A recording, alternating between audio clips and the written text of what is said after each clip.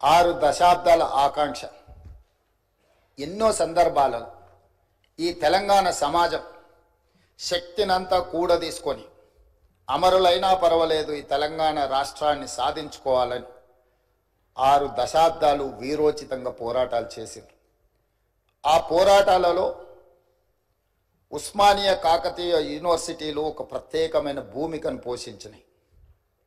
ఉన్నత విద్యలు చదవాలని, తద్వారా తమ కుటుంబము ఆ పిల్లల యొక్క బంగారు భవిష్యత్తు ఉండాలని తండాలలో, గూడాలలో, మారుమూల పల్లెల్లో పేదలు, అత్యంత నిరుపేదలైన బహుజనులు వాళ్ళ పిల్లల్ని ఉస్మానియా కాకతీయ యూనివర్సిటీలకు పంపించడం జరిగింది.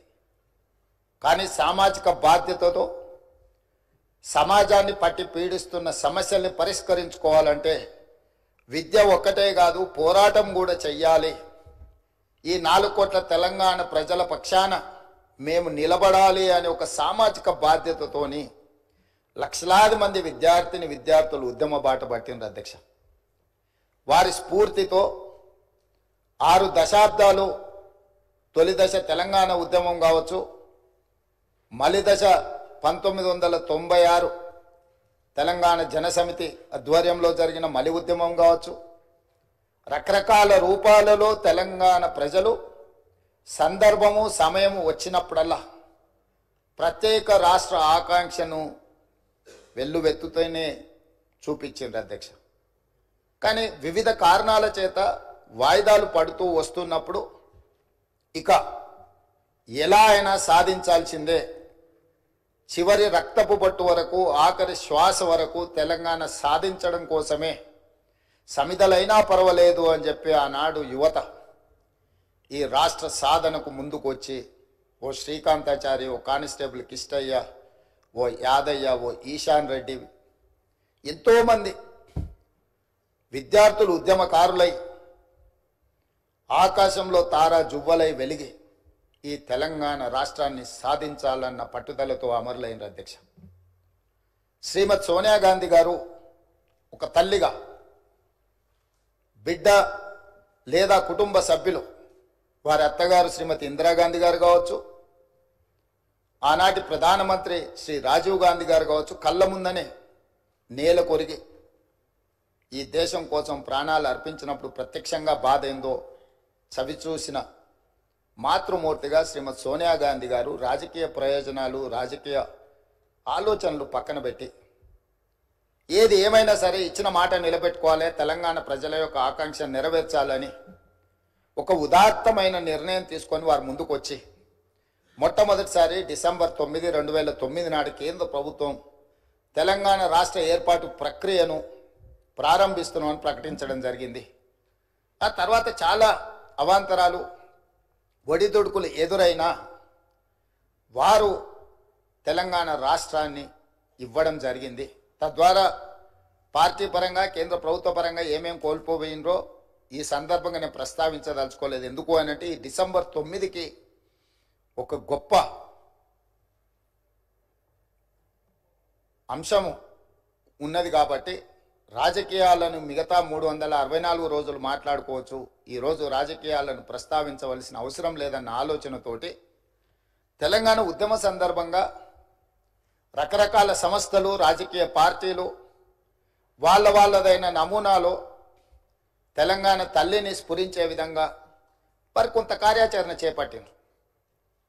ఏవి కూడా అధికారికంగా ఈనాటి వరకు ఉమ్మడి రాష్ట్రంలో కానీ, ఏర్పడ్డ ప్రత్యేక తెలంగాణ రాష్ట్రంలో 10 సంవత్సరాలు గత ప్రభుత్వం కానీ, టీజీ విషయంలో కానీ, తెలంగాణ రాష్ట్ర గీతం విషయంలో కానీ తెలంగాణ తల్లి ప్రతిరూపాన్ని సృష్టించడం ద్వారా తెలంగాణ ప్రజల యొక్క ఆకాంక్షను నెరవేర్చాలని ఆలోచన చేయలేదు అధ్యక్ష.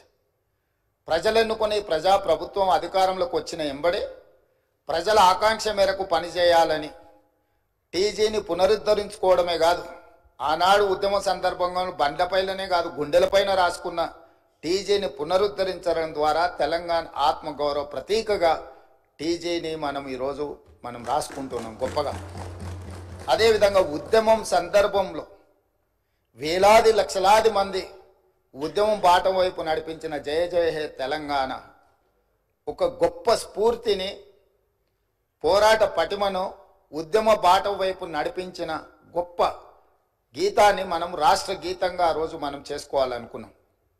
కానీ 10 సంవత్సరాలు తెలంగాణ రాష్ట్రానికి అసలు రాష్ట్ర గీతమే లేకుండా పోయింది అధ్యక్ష.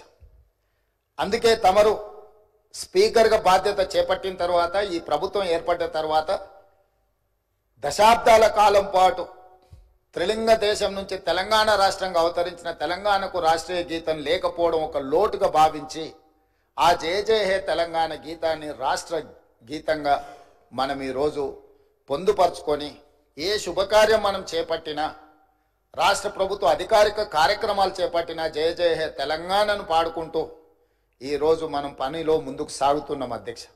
అదేవిధంగా 10 సంవత్సరాలు గత ప్రభుత్వంలో తెలంగాణ తల్లి ప్రతిరూపమే అధికారికంగా లేదు అధ్యక్ష. ఒక లోటు. ఈరోజు మన ప్రతీక, మన భావన, మన ఆలోచన, మన ఆత్మగౌరవం, మన అస్తిత్వం ఉట్టిపడే విధంగా చాలామంది తెలంగాణ ఉద్యమంలో పాల్గొన్న ఉద్యమకారులనే కాకుండా కవులను, కళాకారులను, తెలంగాణ సంస్కృతి పట్ల అంకిత భావంతో పనిచేసిన వాళ్ళందరితో చర్చించి చర్చలో 2 అంశాలు ప్రస్తావనకు వచ్చినాయి అధ్యక్ష. ఒక అంశం తెలంగాణ దేవత, రెండవ అంశం తెలంగాణ తల్లి.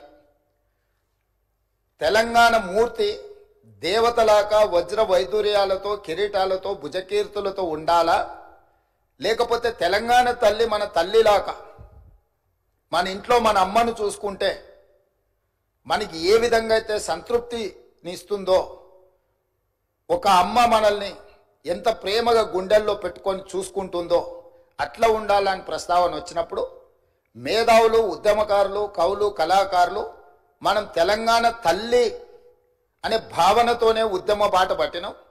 మనకు తల్లి కావాలి, దేవత గుడిలో ఉంటుంది, తల్లి మన ఇంట్లో ఉంటుంది, తల్లి ఒళ్ళో మనం పెరుగుతాము. కాబట్టి మనం తల్లి ప్రతిరూపమే పెట్టుకోవాలని చెప్పి వాళ్ళందరూ సూచన చేసి ఈరోజు ప్రతి ఇంట్లో కన్న తల్లిని చూసే విధంగా ఈరోజు తెలంగాణ తల్లిని చూసిన తెలంగాణ సమాజంలో ఎవరైనా, అది తమరు కావచ్చు అధ్యక్ష, నేను కావచ్చు, లేదా మా శాసనసభ్యులు ఎవరైనా, ఈరోజు సభలో ఉన్న ఏ సభ్యుడికైనా తెలంగాణ తల్లిని చూస్తే సొంత మాతృమూర్తిని చూసిన ఒక గొప్ప అనుభూతితో తెలంగాణ సంస్కృతి, సాంప్రదాయాలు, అస్తిత్వం, బహుజనుల తెలంగాణ తల్లిని ఈరోజు మనం ప్రతిష్ఠించుకుంటున్నాం అధ్యక్ష. ఇంత గొప్ప నిర్ణయం తీసుకున్నప్పుడు